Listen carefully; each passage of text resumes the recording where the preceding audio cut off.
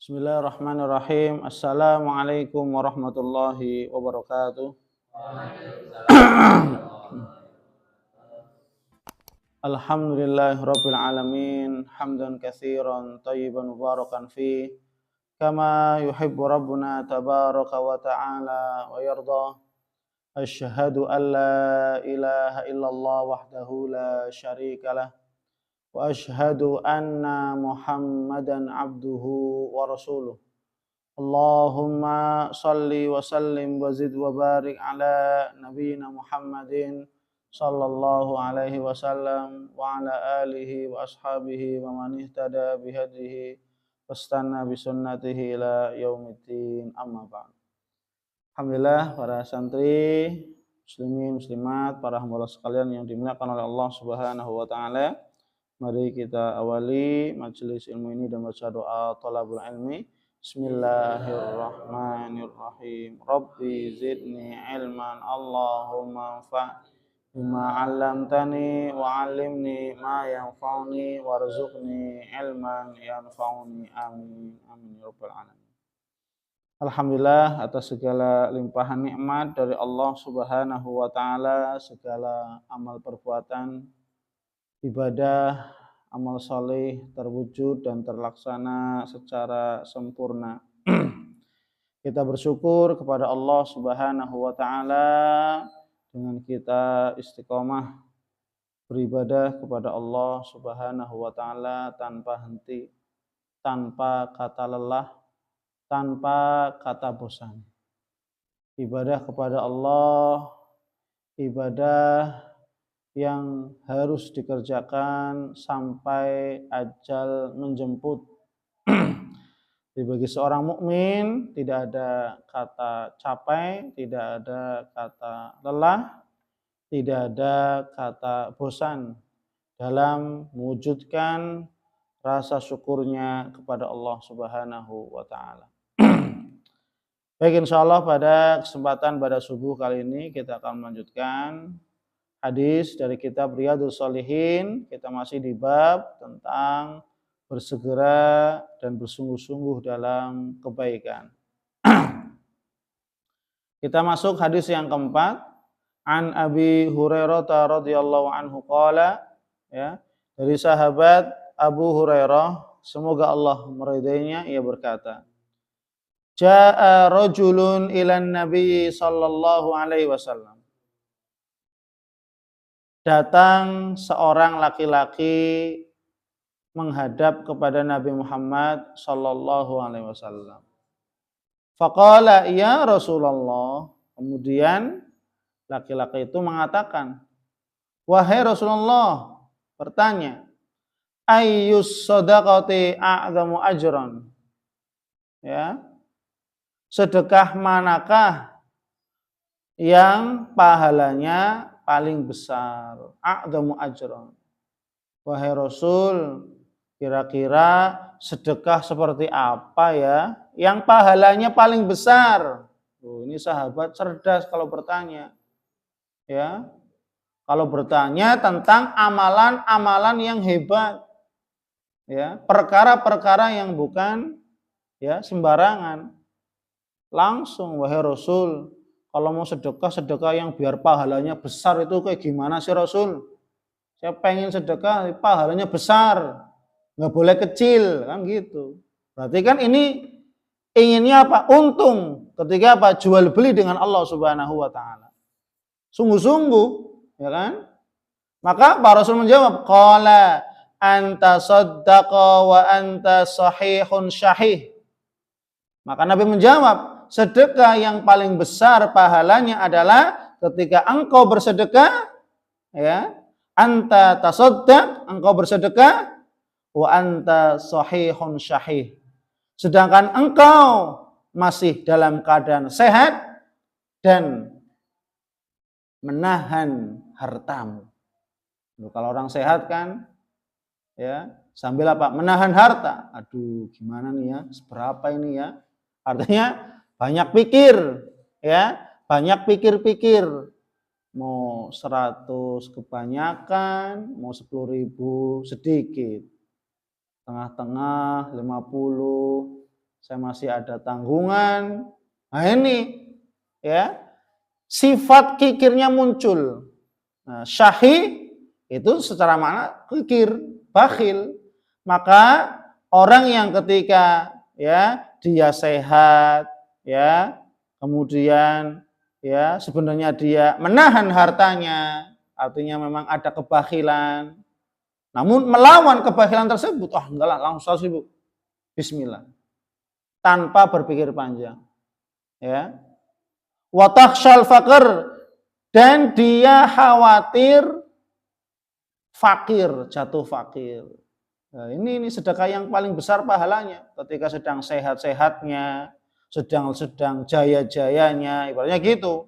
Takut bangkrut, kan gitu. Kalau orang sedang jaya sukses, yang ditakutkan apa? Khawatir kesuksesan itu hilang. Ya. Wa ta'mulul ghina, dan terus-menerus berharap kecukupan kekayaan bertambah. Ya kan? Kalau orang sehat, bekerja, yang pengennya apa? Ya dapat uang terus. Ya, dapat pekerjaan, ya, gajinya nambah-nambah terus, ya. Takut kekurangan, takut kurang gaji misalkan, ya. Ini wala tumhil hatta idza balaghatil hulqum, maka janganlah dia menunda-nunda sedekah apabila nyawamu sudah sampai kepada tenggorokan. Artinya ketika sehat nggak pernah sedekah, baru ketika mendekati ajal sedang sakit parah baru ingat, oh ya Allah, ya. Kemudian baru mengatakan qultu li fulanin kadza wa li fulanin kadza, untuk fulan sekian ya, sedekah dari saya. Dan itu kan dia sedang sakit ngomongnya. Atau bahkan mendekati ajal, untuk fulan sekian, wa qad kana li fulan, dan ini untuk fulan sekian. Ya. Muttafaqun alaih. Maka dalam hadis yang lain Rasulullah SAW bersabda terkait hal ini, ya, la an yatasaddaq al-mar'u fi hayatihi dirham khairun lahu min an yatasaddaq mi'atu dirham inda mauti. Rawahu Abu Daud, hadisnya sahih, ya. Seseorang bersedekah dalam keadaan sehat atau hidupnya, semasa hidupnya, 1 dirham, ya. Misalkan seseorang ketika sedang sehat, ya, sedang jaya-jayanya, ya, dalam keadaan kondisi hidup mapan, bersedekah 1 dirham itu lebih baik daripada apa? Bersedekah 100 dirham dalam keadaan sakit atau bahkan menjelang kematian. Ya. Kenapa? Karena rata-rata orang kalau sehat lupa. Ya. Orang kalau sehat sedang jaya-jayanya lupa. Tapi kecuali orang beriman yang paham ilmu. Oh, ini harta dari Allah. Ya. Datang harta ini, rezeki ini semata-mata dari Allah, bukan dari apapun. Adapun kehebatan, kekuatan, kecerdasan, ilmu dan seterusnya itu hanyalah wasilah, dan wasilah pun itu hanya dari Allah. Maka apa? Ketika kondisi sedang sehat, sedang jaya-jayanya, terkadang banyak orang yang lupa. Maka ketika jatuh sakit baru diingatkan, yo kamu semasa sehat nggak pernah sedekah, kurang, maka sedekah, lagi sakit diingatkan. Ketika sedang sehat diingatkan nggak mau. Nih, saya masih banyak tanggungan, saya masih banyak ini itu. Tapi ketika sedang sakit baru, oh iya bener nih. Maka apa? Di sini ya secara keutamaan faidah dari hadis ini atau hal yang bisa kita ambil dari hadis ini, pelajarannya adalah bersedekah ketika dalam kondisi sehat, ya, seger buger, sedang jaya-jayanya, sukses-suksesnya. Loh, kok dia mau bersedekah? Bahkan dengan sedekah yang nominal banyak sesuai dengan kelapangan Allah, maka di sini letak pahalanya yang paling besar. Berbeda dengan kondisi ketika bersedekah, ketika sakit, atau apalagi hampir menjelang kematian. Loh. Sehingga apa? Karena dorongannya beda, motivasinya beda. Yang orang sehat, pertama sedekahnya, motivasinya ilmu. Oh iya, ini kan dari Allah. Maka apa? Saya akan berikan untuk Allah. Tapi ketika sedang sakit, motivasinya beda. Saya akan sakit, ya Allah. Bentar lagi saya mau mati, ya Allah. Ya Allah, saya mau sehat, ya Allah. Sedekah. Lah, kenapa? Yang menyebabkan dia sedekah karena sakitnya. Ingat, baru ingat sedekah. Mau mati, baru ingat sedekah. Sedangkan ketika sehat, nggak ingat sedekah. Maka disinilah ya perbedaannya, letak perbedaannya. Ketika orang sedekah dalam keadaan sehat, dorongannya atas dasar ilmu, mengetahui hak-hak Allah Subhanahu wa Ta'ala ditunaikan. Tapi ketika sedang berinfak dalam kondisi sakit ataupun sedang menjelang kematiannya, ini dorongannya karena sakitnya. Atau kecuali orang-orang yang memang rajin sedekah, baik sehat atau rajin sedekah, kondisi sakit dan sedekah, nah ini nggak masalah. Kebanyakan orang ketika sehatnya lupa, ya, lupa untuk mensucikan hartanya, ketika sedang sakit parah atau bahkan menjelang kematian, baru terdorong, ya, untuk apa? Bersedekah. Maka di sini, ya, para sahabat, mereka bersungguh-sungguh menanyakan kepada Rasul tentang apa hal-hal yang paling bermanfaat untuk mengantarkan kebahagiaan di surganya Allah, akhirat.